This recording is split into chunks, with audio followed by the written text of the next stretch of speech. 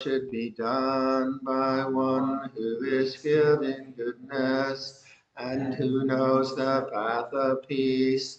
Let them be able and upright, straightforward and gentle in speech, humble and not conceited, contented and easily satisfied, unburdened with duties, and frugal in their ways, peaceful and calm, and wise and skillful, not proud and demanding in nature.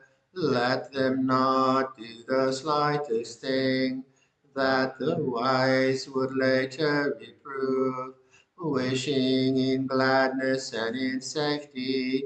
May all beings be at ease, whatever living beings there may be, whether they are weak or strong, omitting none, the great or the mighty, medium, short or small, the seen and the unseen, those living near and far away, those born and to be born. May all beings be at ease. Let none deceive another or despise any being in any state. Let none through anger or ill will wish harm upon another, even as a mother protects with her life her child, her only child.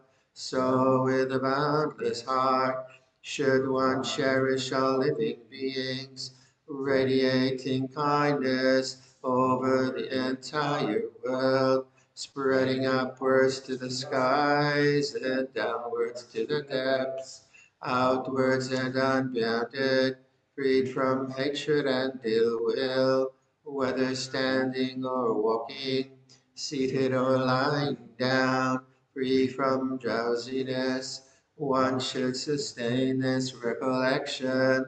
This is said to be the sublime abiding by not holding to fixed views, the pure-hearted one, having clarity of vision, being freed from all sense desires, is not born again into this world. So let's meditate for half an hour. I'll give some instruction and then we'll just sit in silence.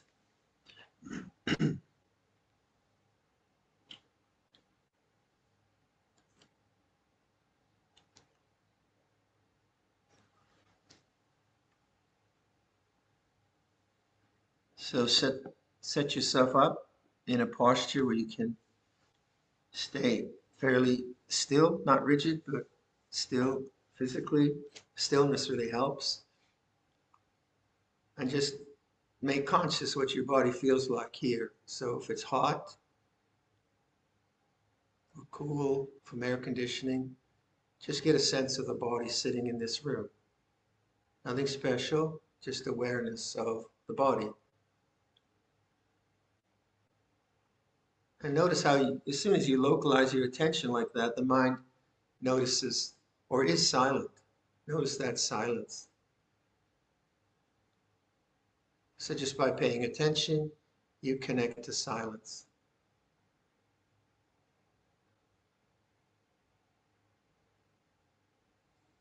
Do the same with sound. Listen to sound. Let sound come to you. Don't go out to the sounds trying to figure out what sounds there are, but just a kind of receptive knowing. And there's the silence within the. So we have the air conditioner here, and there's the silence of knowing. So the external has noise or sounds, but the internal, awareness. So be that silent awareness. That's what we try to do in meditation. Be that silent knowing.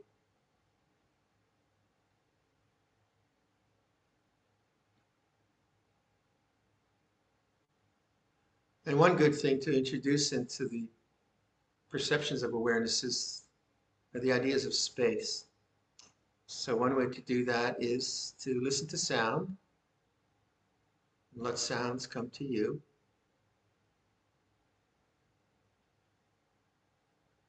And perceive sound as in awareness. So rather than I'm sitting here and the sound is out there, just change the perception that sound is in awareness.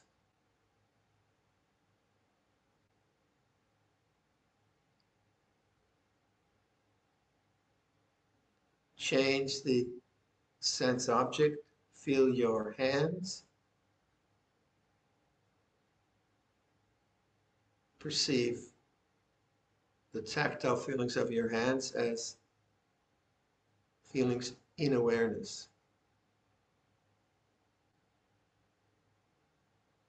Listen to sound. Feel your hands. Both are objects in awareness.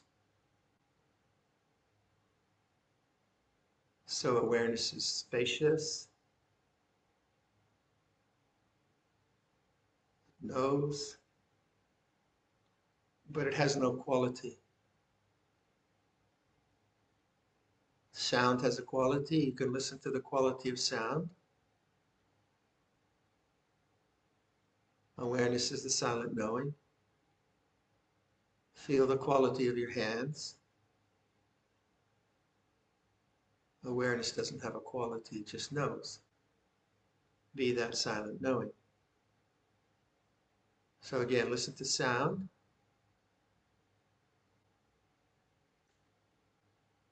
Feel your hands. Both are in awareness.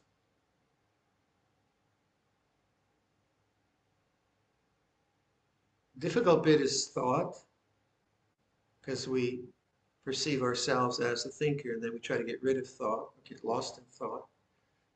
So the task is to see that thought is a changing object in awareness as well. So when you notice that you've been thinking, that moment of awakening that there's thought, move to the sense of spacious awareness and perceive thought as an object in awareness. Don't try to get rid of thought. Just see it as an object. So you're returning to the same open attitude of awakened consciousness.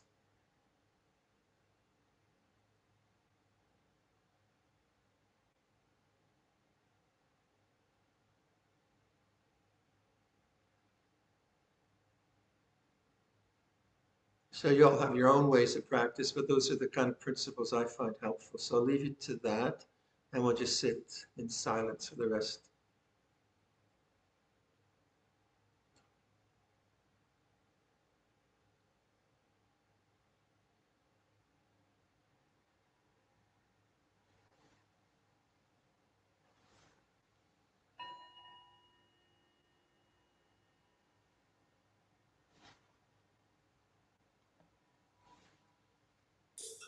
So Ajahn, Jane will request the Dharma talk. Okay, Jane.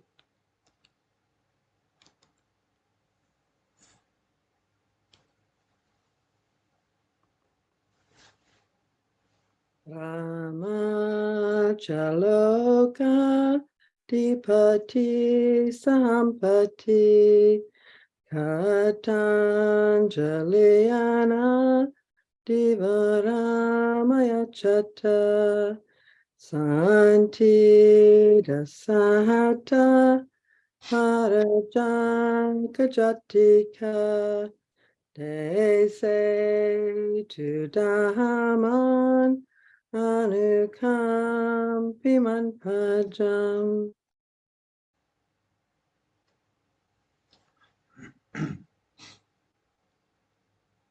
Namo tassa bhagavato arahato samma sambuddhassa. Namo tassa bhagavato arahato samma sambuddhassa. Namo tassa bhagavato arahato samma sambuddhassa. Buddhang dhammang sanghang namasami. Hello again, everyone. Nice to see familiar faces. I wish you could be here with us, hang out at Tisarana. It's really lovely right now. Summer has started. Bugs aren't too bad. And what did we see? We just saw a snapping turtle outside the Dharma hall. So the turtles are laying their eggs down. There's a stream down here. So it's all good. So what should we think about? Well, tomorrow is Vesak in the Thai tradition. One really good thing to do for Vesak, I do it every year. I just read a life story of the Buddha. Take your favorite life story. It's a great story. Better than Fox News, I'm sure. And inspire the mind. Some of the stories can be very embellished and can seem, to me, over the top. But the basic story of a man who was questing for enlightenment out of compassion for all of us, did the hard work, realized enlightenment, shared the Dhamma, shared the teaching, and that comes down to us today. It's pretty fabulous, really. 2,600 years ago, it's really extraordinary and very relevant in our age. It's not really time-bound or culture-bound. There are cultural elements to Buddhism. There's Thai Buddhism, Sri Lankan Buddhism, and so on and so forth. But the heart of it is very human and very applicable. So you might do that. Get a version of an online version if you want or whatever, and just read the life story and just be inspired by goodness, by aspiration, sense of gratitude. All these good things can come to mind just by reading the story. One of the difficulties that I keep encountering with people I talk to about Buddhist practice is the words around concentration or meditation. So Samma Samadhi is the word you find. And I find so much confusion among people about that. So I tend not to use, like Samma Samadhi is in the Noble Eightfold Path. It's usually translated as right concentration. I find I don't like the word concentration very much. So I'm just starting to just call it right meditation. And what I find with some of the problems that people have in this area are because this gets defined, meditation gets defined as a kind of experience that you have to find in various levels. So in Zen, it might be Satori. In Theravada, it might be jhana or Sotapatti, or these different words, which are very, to me, experiential words. Not wrong. It's not wrong. But what I have found talking with people is that sets up in the mind a seeking for a something called an experience. And that can come from one's own history. I could have the memory of a very beautiful experience in meditation, and I try to repeat that. Or it could come from someone else, like oftentimes if I'm teaching a retreat and there are 5 people in the interviews, one of the 5 talks about some really, really blissful experience and really high meditation, and the other 4 feel depressed because they're restless and they don't know what, and they want that. And I want some of that stuff. Or it might be from a teacher saying you have to get this attainment, or so there's many ways that idea of getting an experience gets lodged in our Buddhist culture.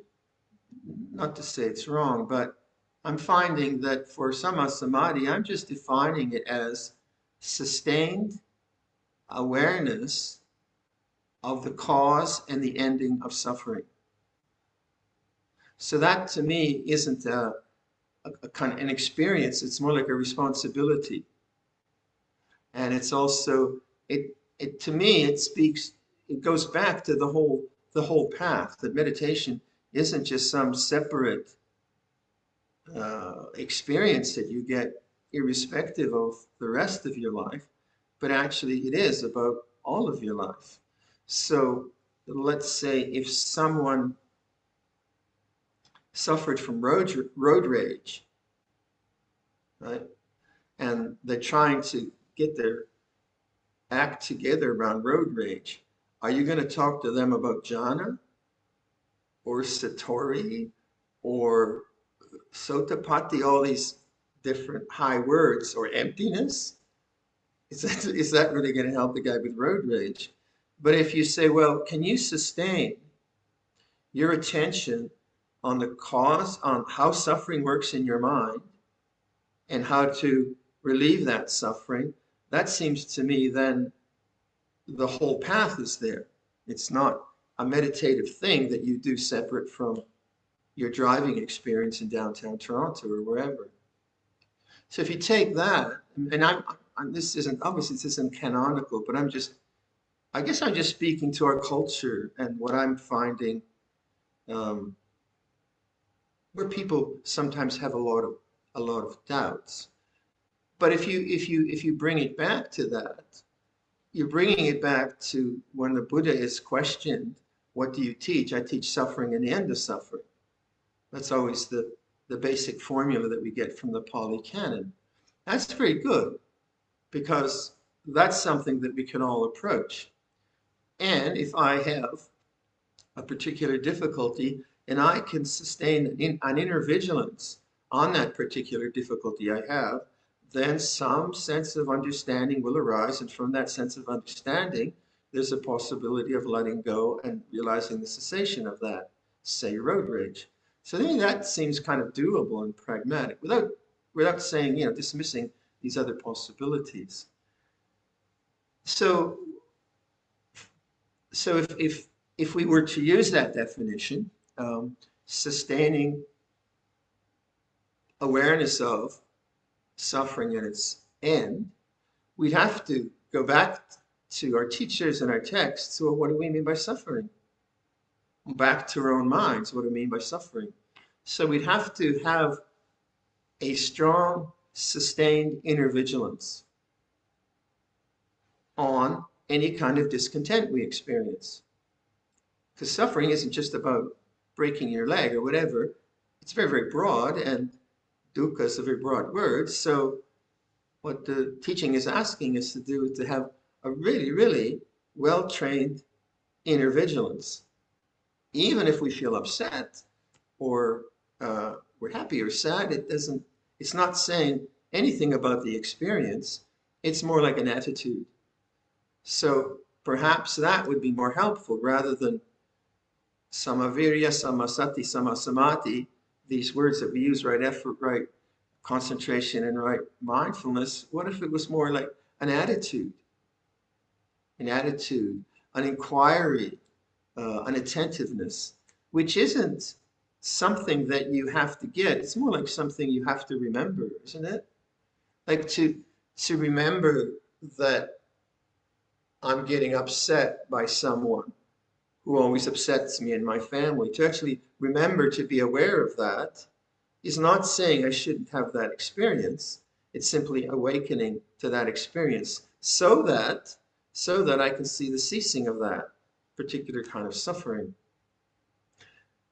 So if meditation, the stuff we do on our zafus and in the privacy of our own homes, in the quietness of a morning or the silence of a retreat, if that is serving this inner vigilance and inner understanding, then a retreat or a morning meditation should make my life more insightful.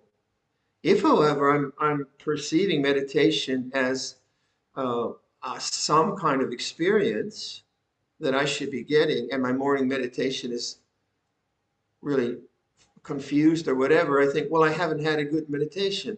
That's an experiential idea. I haven't had a pleasant meditation. Okay, maybe. That was a really pleasant meditation. Yeah, maybe. But awareness has no quality. It's neither pleasant or unpleasant. It knows. And that silent awareness, I think, is what we are beginning to see as we are taught but that's the real refuge, and to begin to establish that is very, very important.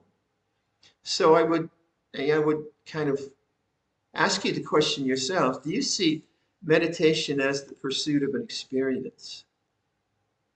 Now, yeah, like meditation, sometimes we say it's really nice, I can chill out. Yeah, that's true. Or meditation is really good, it puts me to sleep. Not such a great idea. You don't want that. But whatever, so there can be that sense of, this is a nice experience. This is really, really makes me feel good, which it should do, which it should do. But the real, heart of the teaching is around right understanding. So if I am using meditation just to seek some kind of experience, then that very seeking is actually the cause of suffering, because that's what we call craving. Craving to become, craving to get, craving to get rid of. And so I set myself up by interpreting language in a particular way and having a certain idea that I have to get this experience, and I try to get this experience. But that's actually, if you're contemplating cessation of suffering is desirelessness. It's desirelessness. It's the end of desire. It's not becoming, not getting, not going somewhere.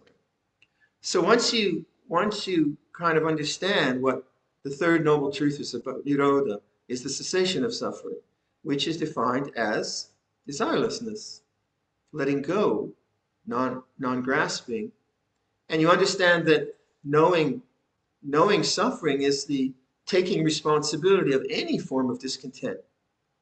Any form of discontent, whether someone was rude to me, or I perceive them as rude to me, or I have Lyme's disease, or whatever, any form of discontent at the mental level, I have to pay attention to. Now, that doesn't mean that we don't have proper social rules and social agreements where we can talk about bad behaviors. That's another thing. We have that in the Vinaya, in the monastery. But the sense of inner responsibility is obviously very, very important, so that everything which creates discontent in the mind becomes a teacher, as grist for the mill, as Ramdas used to say. So understanding dukkha is personal responsibility. I have to awaken, I have to take responsibility for it, which is not blaming. Awakening is not blaming. So that begins to then evolve a language around what right meditation might be. If I am seeking an experience, and there's some experience coming up which I think is wrong, I shouldn't be that way, then the language would be self-judgment. Because I feel my experience, emotional experience, should be a certain way, and I am not that way. That's not right meditation. That's not right mindfulness. That's self-view. So from that kind of inquiry, I see, well, what would the awakening to dukkha feel like? And that's not judgmental, it's an awakening. So as my mind moves into judgment, I say, well, that is the experience. It's an experience of judgment, experience of whatever, it feels this way. So as I contemplate dukkha and my misunderstandings of that, the attitudes towards meditation become informed with right understanding. Samadhi, not just a cultural viewpoint or a New Age viewpoint or whatever, but actually from my own heartfelt, visceral understanding. So by picking up or understanding or making conscious the discontent I feel in any moment, I'm practicing sustained inner vigilance. And now I'm practicing an attitude which actually accepts this sense of pain or anger or depression or whatever it is. I'm trying to accept it into the mind. And that's why we talk a lot about kindness. Kindness not just as a dualistic attitude to life, where certainly I should try to be as kind to my brothers and sisters as I can. We all know that. But kindness more as an attitude in the reflective, contemplative life of understanding suffering, understanding the end of suffering. And you can see if I cannot apply kindness to the inner things that I have, I'll probably not understand it. Because to understand something, you have to give it space. It has to be allowed to come into consciousness. And if I'm just in a kind of try to get rid of it, try to, annihilate it with meditation, then I'm not really practicing right mindfulness, right awareness. So kindness is we keep emphasizing kindness as an attitude. And so you start in your own meditation. So maybe our fellow in the car who has road rage, he maybe feel really judgmental about his road rage, embarrassed by it, and so on. But that's not being aware. And so he starts to struggle. Oh, yeah, road rage feels this way. Oh, wow, that's really strong. And he starts to be actually kind to the road rage in a meditative way, not in a smarmy kind of a way. And so we have like in language, sometimes we say, pay attention or give attention. That's two different ways of talking about it. The teacher tells you, pay attention, Johnny. Come on. We can do that to ourselves, but actually giving attention to something which we don't really want in the mind, giving attention to discontent, is an act of kindness. It's an act of awareness. And I think so all of us kind of are evolving our own understandings of what meditation is. And that's very personal and intuitive, and that you have to really honor through your own experiment.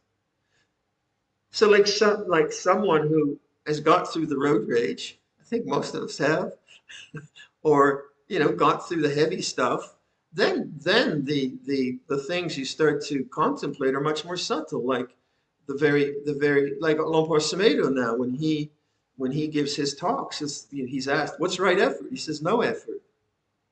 Well, that's a very advanced meditator who's been at it for at least 60 years or 60 lifetimes or however long. He can say that. And I can understand what he's saying, and I can, I can really kind of dig that. But when I was into my road rage kind of scenarios as a young monk, I just had to be really patient. Just don't do anything stupid here, Dhammo. Be patient, be patient, be patient. It wasn't like, oh, I'll just make no effort, because my mind was raging with whatever it was raging. So it very much depends on where we're at, not just in our practice, but in the day-to-day life that we have.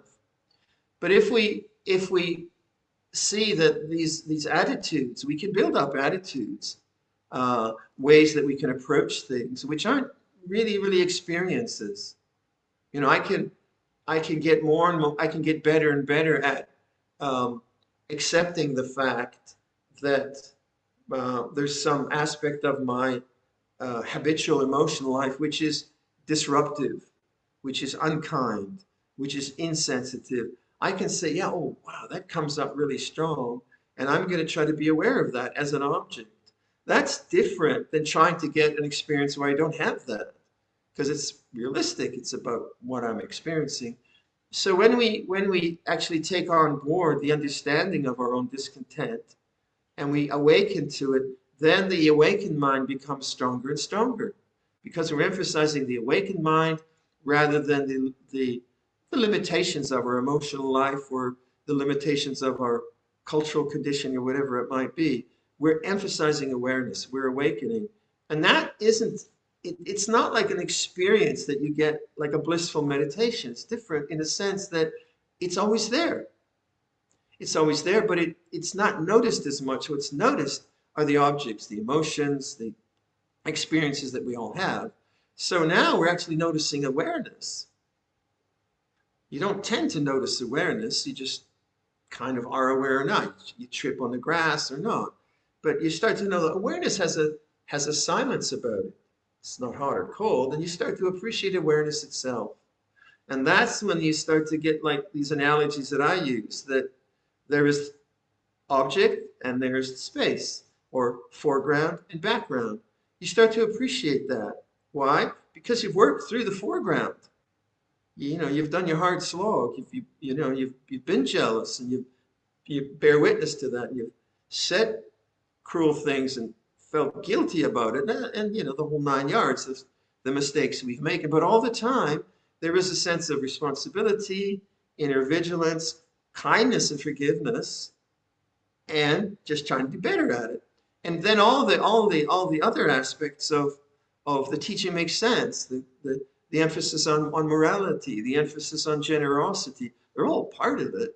So I practice more generosity because it feels good. It's not about craving. Forgiveness feels better. And so on and so forth. So these things all come together. So meditation isn't just this separate thing, somehow separate from the rest of the flow of life. It's very much involved with everything. Otherwise, the words don't make sense to me at least. And then the refinements come. The refinements as we pay attention to greed, hatred, delusion. Greed, hatred, delusion is not fuel. It dies away. And the subtlety of what Luang Por is saying is right effort is no effort. Well, that becomes apparent because you start to question the very sense of the doer. But these are very subtle things. Me doing something to be, you start to look at the very doer, and you start to perceive what emptiness means. Emptiness of self, emptiness of becoming, and you get more and more refined teachings. But if it's in this sort of model of understanding suffering and the end of suffering, then it's always appropriate, because any form of discontent or restlessness that you have you'll be informed by it. Oh yeah, that's what I need to understand. That's what I need to look at. So even if you have an idea of, no, let's say you did a retreat and you had a really fabulous meditation, and then you keep trying to repeat it, trying to get there. At some point, if you're taking this teaching, then you're going to wake up and say, well, what's the cause of suffering? There's discontent here.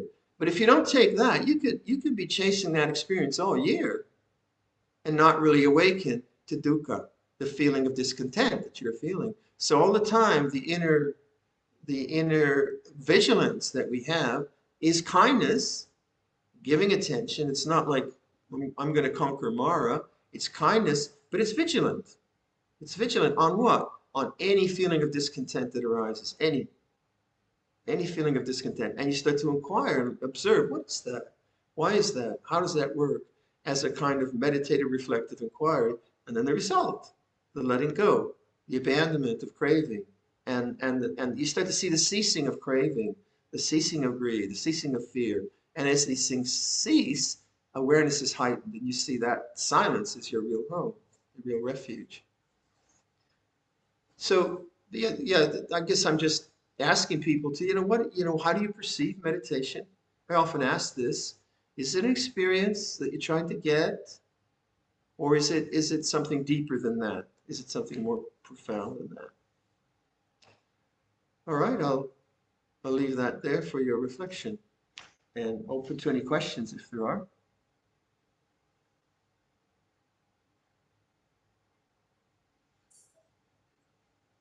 So if you'd like to ask Ajahn a Dharma-related question, if you could use the raised hand, please.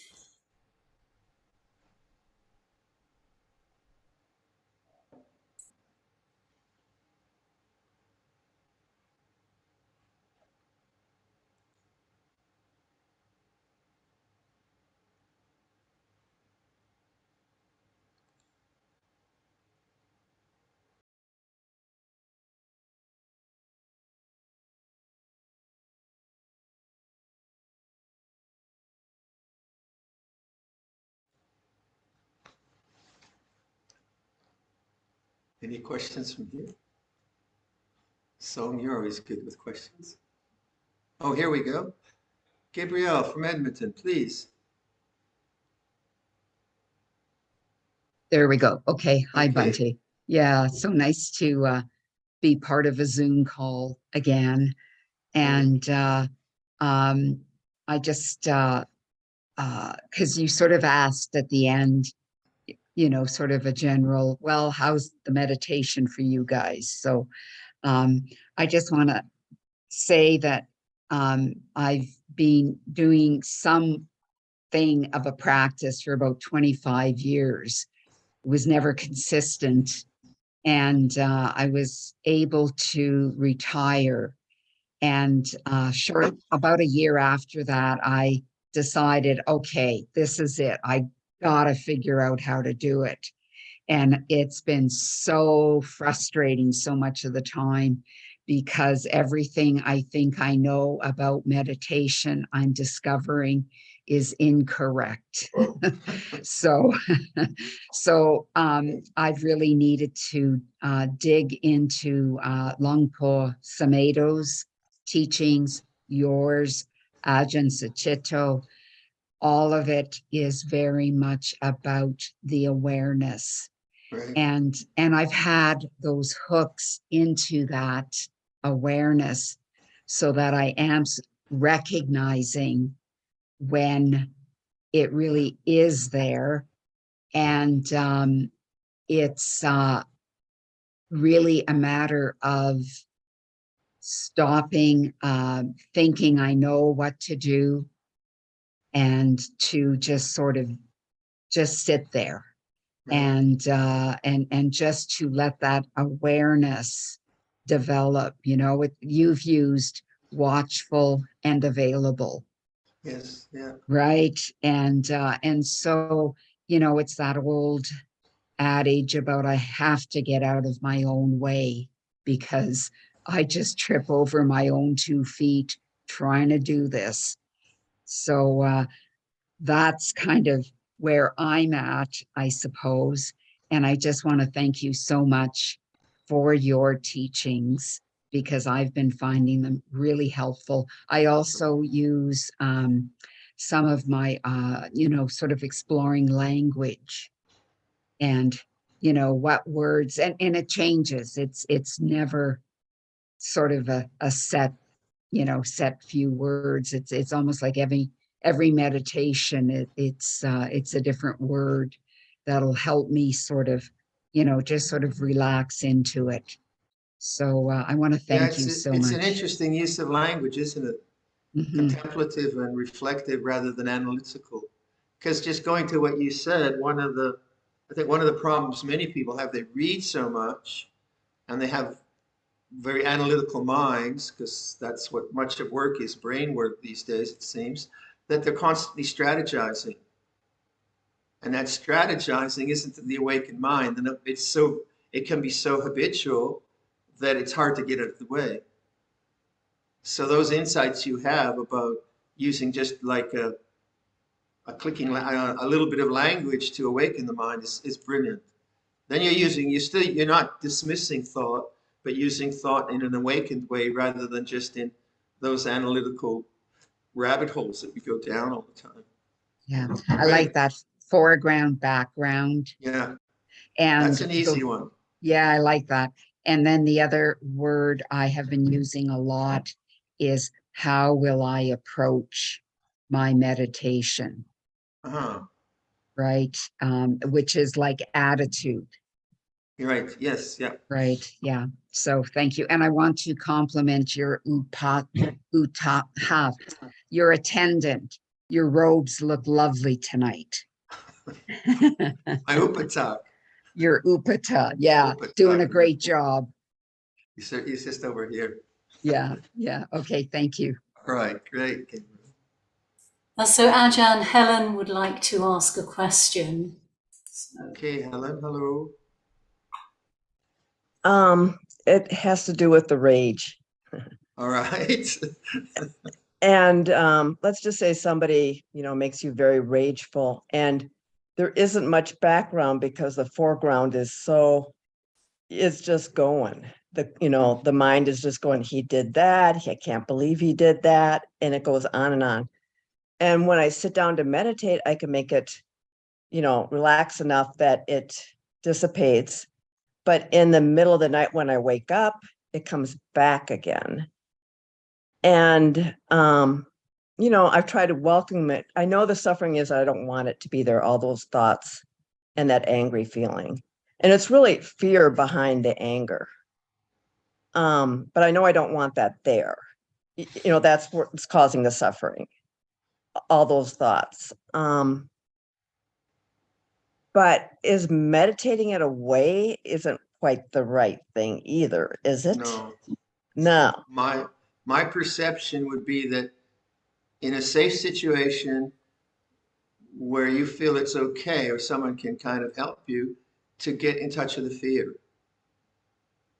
Because if that's the driver, it has to be made conscious, but made conscious in a way that doesn't overwhelm you or threaten you.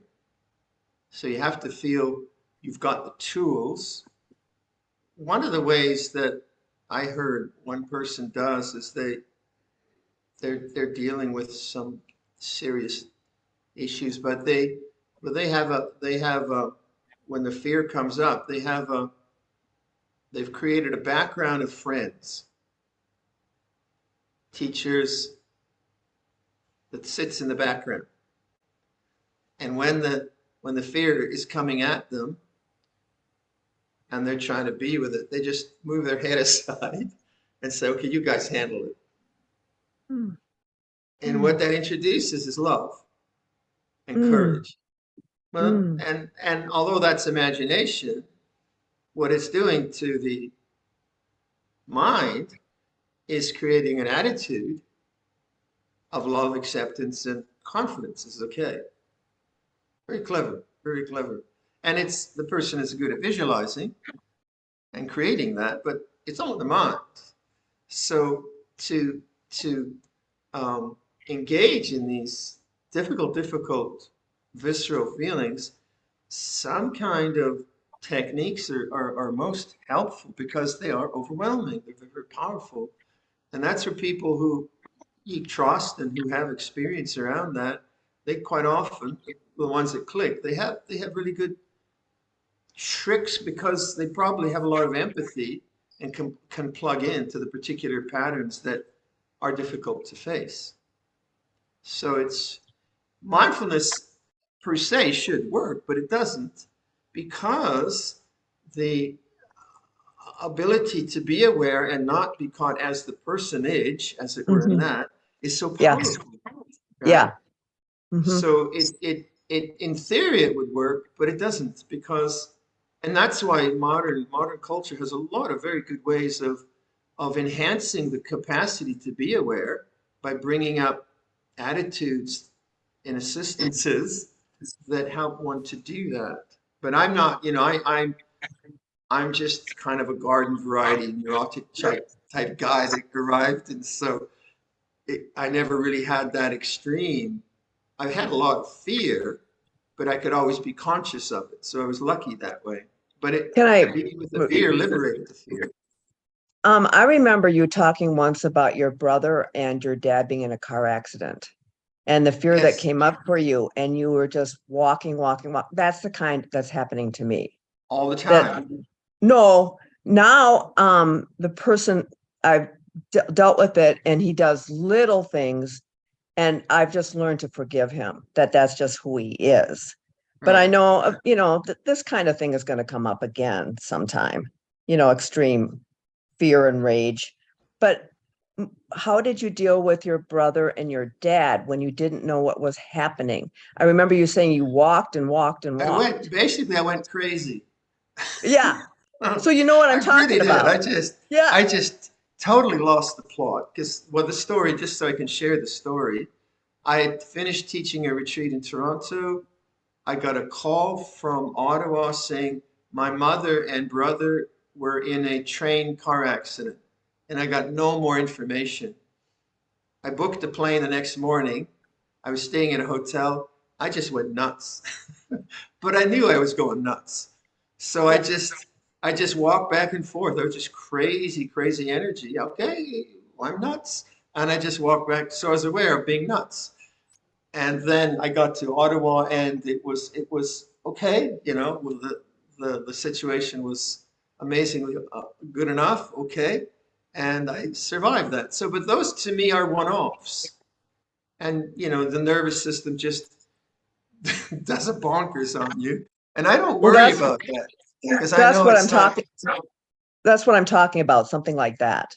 I just know, it's just the nervous system has blown a fuse. I don't worry about it.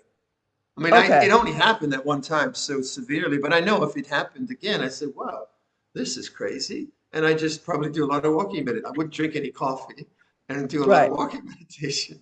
So those And things don't bother, but it's the insidious habitual sense of self for me that manifested as shyness, as self-disparagement, as fear, as self-consciousness. That was much more difficult because that wasn't a one-off. That was a deep, deep pattern. And that I had to be just constantly mindful of, aware of until it ran its course, like an old karma. can I tell you that I've been working with fear lately, and a fear of not sleeping because I wake up in the middle of the night and fear comes up that I won't go back to sleep. But now I just name it and it doesn't bother me so much Well, you anymore. got it. No Yeah, problem. it's like, okay, it's running through me, but in an hour or two I'll be asleep. Yeah, good, good. Well, then the Yeah. others are just the crazies. Don't worry about it. Okay. Thank you. Very good. Okay. Ludovic, Hey, good evening, Bante. good evening. I had a question. When I meditate, I tend to go back to right view, and there's an item in right view that I have a bit of a hard time to grasp. It's the formation aggregate. I don't know if you could explain it to me a bit, because I kind of confused. Mental formation. Yeah, because there's like there's form, feeling, and then there's formations, right? And it ends with which leads to consciousness. But I have a really hard time figuring out Where, what. so where is your difficulty? Like what? Say more. Like what is the difficulty? So I can understand, let's say, if I'm experiencing something good or bad, or if I'm conscious about like a perception or a feeling, but the concept of formation, it's kind of beyond my grasp. I don't seem to be able to. So get. it's a definition problem. Yes. Okay. Well,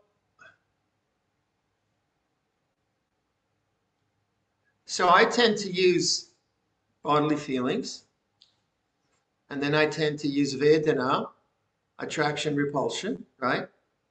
That seems pretty obvious. Yeah.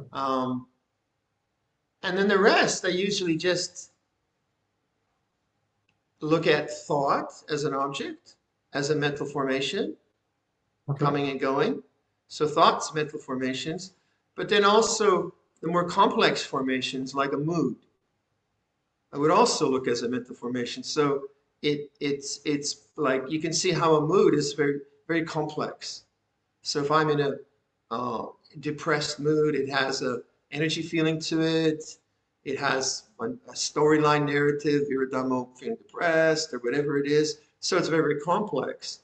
And so that whole mental structure, I would call it mental formation because it's an inner formation. And then my task would be to, if you're looking at right understanding, to see that it's not me, not mine, Okay. and that it's impermanent. And the mental formation would be driving, in this case, depression, would be driving the thinking, which would also be a mental formation, a sankhara, a complex thing. And so my task would be to see this is an object, it is driving thought, to let go of the belief in the I thinking and just know it as a mood until the mood ceases. So then anicca dukkha anatta would be the reference to non-attachment. It's changing, be patient, not me, not mine, this is not who I am. It's dukkha, don't grasp it. So the right view would constantly give me the attitude of non-grasping. So that's the way I use it. I mean, I'm not a scholar of that, but that to me, you know what, I don't try to fit my mind into those words. I try to see what those words are in my mind Yes. and what I experience. That to me seems easier. So that, okay, that fits that, this fits that. Okay, so it's about moods and the complexity of thought and that whole construct. and that sort of helps me that way. But the essence of it is like going back to right understanding. It's not the definitions, because they're kind of overlapping, but it's the grasping. It's the grasping of the five khandhas, which is the real problem. So that's what you're really looking at. What is grasping? What is attachment? And that's where the three characteristics are giving you the perspective of non-attachment. Yeah? Excellent. All Thank right, you. good. It makes a lot of sense. Thank you. Thank you very My much. pleasure, yeah. Where are you? Right now, Yeah. yeah, I'm home in Brassard. It's south of Montreal. Oh, okay. I'll be coming to visit Tiziana in September. Oh, great. It's a nice time then. Yes. Look Oh, forward to seeing you. yeah. There was a big lineup. Yeah, we don't I have wanted much to come guest earlier. space. Yeah. Eventually we'll have some guest houses, but got to get the Okay. Dharma hall done first. Yeah, excellent. Thank you. Okay. Bye-bye. Bye. Suzanne.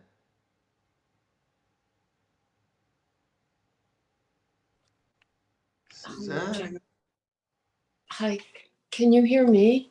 I can hear you. Okay, I'm sorry. Okay, Oh, now I thank you. can see you. Ajahn, how's your shoulder, by the way? Great. I was in the workshop and I was moving stuff around. I think I'm back to, in fact, my bad shoulder is my good shoulder now. How can I help you? Ajahn, when you were talking about feelings of discontent, whatever they are, I'm assuming that you also were making, you were also suggesting, but you didn't say it, that they need to be, not only is there an awareness of whatever the feeling of discontent is, but they need to be accepted or opened up to, and maybe welcomed with kindness. Is All the above. okay. But that's the insights that we have, which are the letting go of suffering. So I was just saying, make that conscious and the insights will come. So these are your insights, and they're common insights. Have loving kindness towards it, receive it, and so on and so forth. And then they just keep informing the right understanding. Certainly, yeah. I just kind of did a generic piece on it. No, just of late, and I'll be very concise here. I received some news that was concerning, and I didn't want to accept any of it. So I didn't. I just was resisting it, and then the circling about letting it go, picking it up, letting go. It was perseverating. And what I hadn't realized is the reason why there was a perseveration about this is I hadn't brought it in to say, Suzanne, get a grip. This needs to be welcomed. And only then will there be any peace. And when that, I'm sorry, go ahead, Ajahn. No, exactly. I agree. Yeah.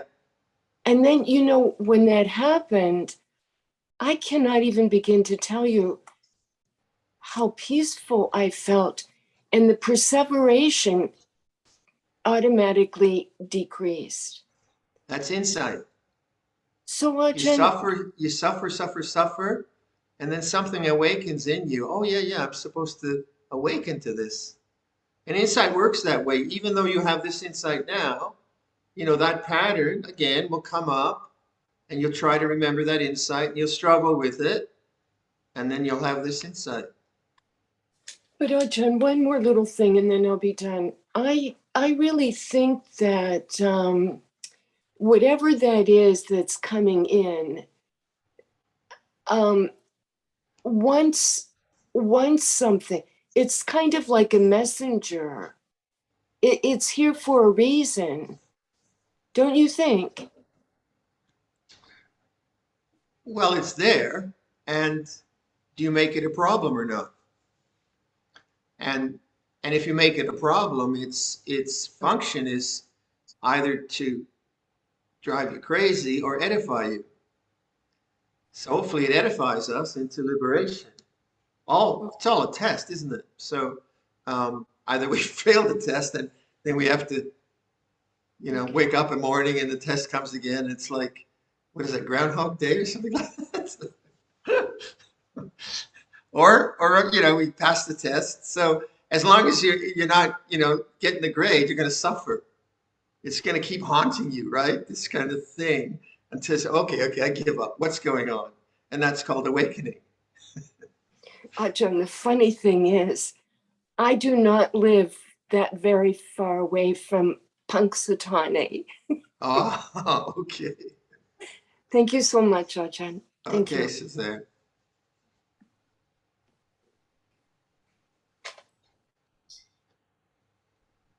All right.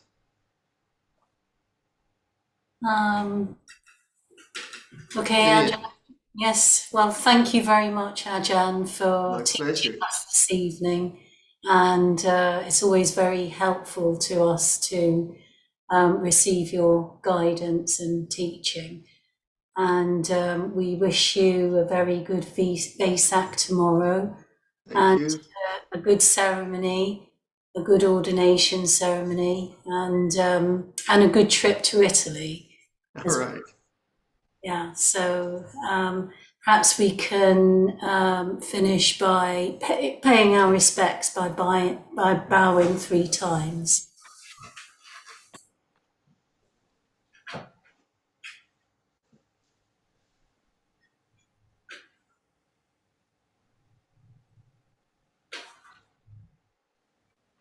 Okay, everyone. Bye-bye. Great to be with you. Be healthy. Safe travels, Ajahn. Okay. Ciao. Thank you. Auf Thank Wiedersehen. you. Adios. Thank you. Thank you, Ajahn. Noches. Thank you. Bye-bye. Merci. Bye.